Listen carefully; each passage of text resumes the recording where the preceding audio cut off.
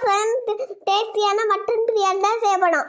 400 gram மட்டனில் 1 table spoon இஞ்சி பூண்டு paste போட்டு 5 விசில் விட்டு வேக வச்சிடலாம். இப்போ 3 டேபிள் ஸ்பூன் எண்ணெய் ஊற்றி பட்டை கிராம்பு லவங்கம் எல்லாம் போட்டு 4 பெரிய சைஸ் வெங்காயம் போட்டு நல்லா வதக்கிக்கலாம். இது கூட அரை டீஸ்பூன் அளவுக்கு இஞ்சி பூண்டு பேஸ்ட் போட்டு வதக்கிட்டு 3 பழுத்த தக்காளியும் போட்டு நல்லா வதங்கட்டும்.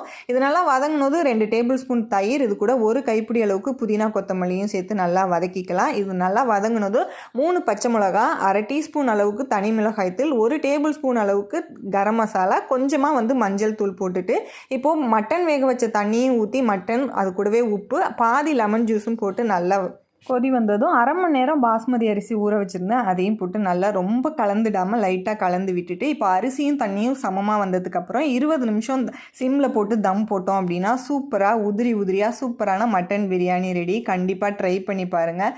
டேஸ்ட்டும் அல்டிமேட்டாக இருக்கும், நல்லா உதிரியாக வரும். ட்ரை பண்ணி பார்த்துட்டு மறக்காமல் உங்களோட கமெண்ட்